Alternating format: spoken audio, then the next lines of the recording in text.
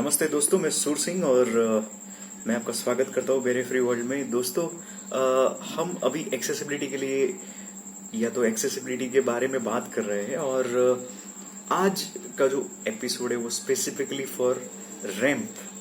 Ramp क्या होता है, एक सिंपल सा एक उसका मीनिंग हम उसको समझाने जाएंगे आपको। हालांकि अगर रैंप के बारे में बात करें तो ये बहुत ही डीप सब्जेक्ट है, बहुत ही इसके अंदर जा सकते हैं हम। इतना अच्छा सब्जेक्ट है for any kind of disable people जो कि दिव्यांग है। अभी रैंप के बारे में अगर हम सिंपल सा एक डेफिनेशन दे तो कहीं पे भी जो लेवल चेंज आता है, जैसे एक जमीन की सतह रहती है, वो सतह अगर एक ही लेवल में है तब तक आपको किसी रैंप की जरूरत नहीं रहेगी। लेकिन लेवल अगर बढ़ा या घटा, एक लेवल से अगर डिफरेंस आया, तो वहां पे जो दिव्यांग, जो फिजिकल डिसेबिलिटी वाले बंदे रहते हैं, लोकोमोटर डिसेबिलिटी जिसको रहती है, उसको वो एक्सेस करने में, उसका उपयोग करने में, उसको सहज वहां से निकलने में तकलीफ होगी। तो वो जो लेवल डिफरेंस है उसको मैप करने के लिए जो आम इंसान रहते हैं वो लोग क्या करते हैं, वो लोग वहां पे स्टेप्स बना देते हैं। मतलब जो कि डिसेबल नहीं रहते वो लोग वहां पे स्टेप्स बना देते हैं, तो उनको कोई प्रॉब्लम नहीं आता है। लेकिन जो व्हीलचेयर यूजर्स है, जो रैंप के यूजर्स है, उसमें खास करके व्हीलचेयर यूजर्स जो क्वाड्राप्लेजिक है, पैराप्लेजिक है, या तो फिर बुजुर्ग है, या प्रेग्नेंट लेडीज भी कभी कभी उनको भी दिक्कतें आती है। कुछ ऊंची चढ़ान या नीचे अगर उतरना है उनको, तो कुछ अंतिम महीनों में उनको। बच्चों के लिए भी रैंप इतने ही इम्पोर्टेंट रहते हैं। तो जो जहां पे लेवल डिफरेंस आता है वहां पे अपने को रैंप करना पड़ता है। रैंप का अगर हम सादी भाषा में या तो सिंपल लैंग्वेज में बताए तो एक स्लोप रहता है, स्लोप, जिसको एक व्हीलचेयर यूजर जो व्हीलचेयर का उपयोग करता है वो यूजर आराम से उसको सहज तरीके से एक्सेस कर पाए, उसको उपयोग कर पाए। ऐसी एक रचना। हालांकि हम रैंप को बहुत ही अच्छे से डीप में आपको समझाएंगे बाद वाले एपिसोड्स में, लेकिन अभी एक सिंपल सा डेफिनेशन हम लोग समझते हैं। मित्रों, इस चैनल पे मैं एक्सेसिबिलिटी का पूरा ज्ञान बहुत ही सादी भाषा में, सिंपल लैंग्वेज में आपको समझे ऐसे देने वाला हूं। तो अगर आपने अभी तक ये चैनल सब्सक्राइब नहीं की तो प्लीज करना और दूसरे मित्रों को भी शेयर करना। ओके, हम लोग बात कर रहे थे कि रैंप।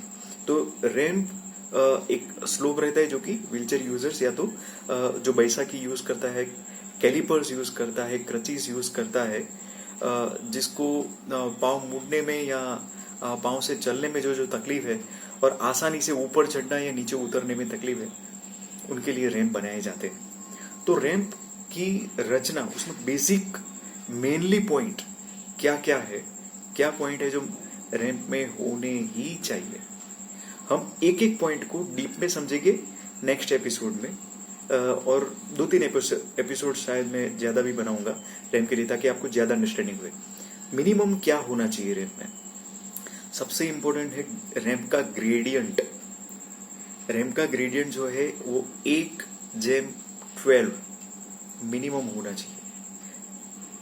रैंप मतलब ऊंचाई कितनी है, राइज कितना है, हाइट कितनी है, जिसपे हम लोग रैंप बना रहे, उस पे डिपेंड करता है। ये 1/12 से ज्यादा भी जा सकते हैं, मतलब 1/15 भी जा सकता है, 1/20 तक भी जा सकता है। डिपेंड करता है, ये उस पे निर्भर करता है कि कितनी हाइट है।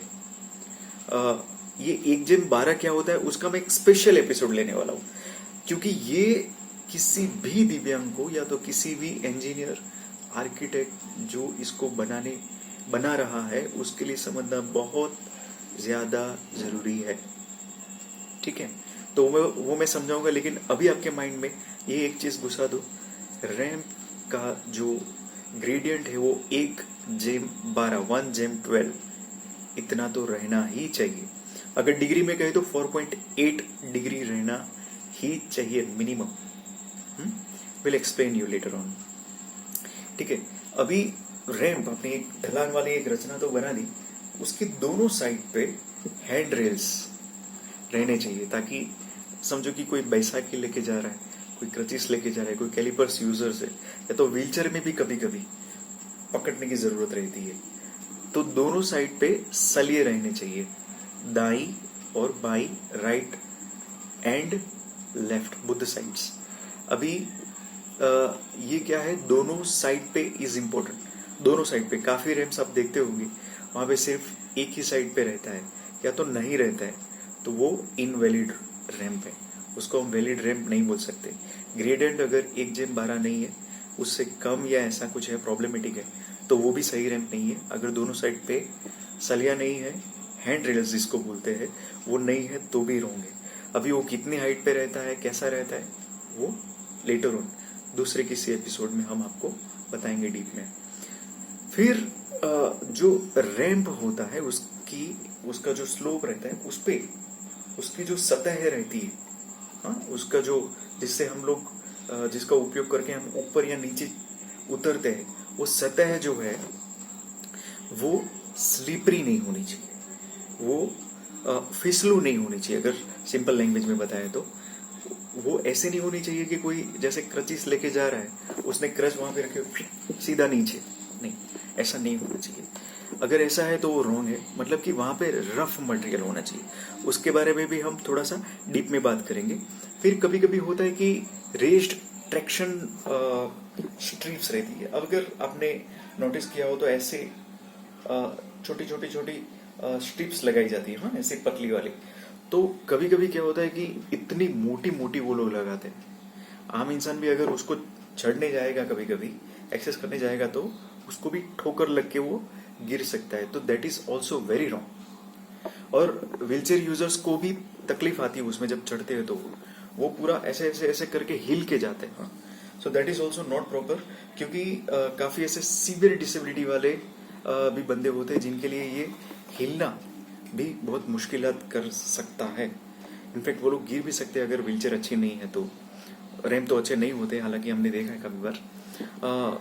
तो उसकी सतह या तो उसका सरफेस फिसलू नहीं होना चाहिए, और जो रेस्ट्रिक्शंस स्ट्रिप्स वहां पे लगाई है, जो छोटी छोटी पट्टियां, वो भी वैसे नहीं होनी चाहिए।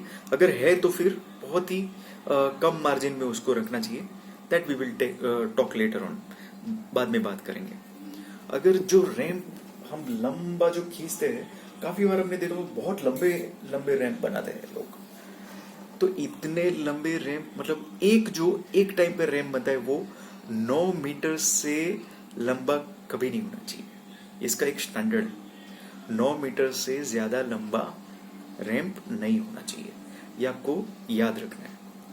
तो रैंप क्या है, अब थोड़ा सा रिवाइज करते हैं हम लोग। रैंप क्या है, एक स्लोप है जिसको दिव्यांग व्यक्ति जो कि व्हीलचेयर यूज करता है, बैसाखी यूज करता है, क्रचिस यूज करता है, कैलिपर्स यूज करता है, क्वाड्राप्लेजिक है, पैराप्लेजिक है, या किसी भी प्रकार की लोकोमोटर फिजिकल डिसेबिलिटी है उसको, तो आराम से उस पर चढ़ या उतर पाए, उसको एक्सेस कर पाए किसी भी व्यक्ति की मदद के बिना।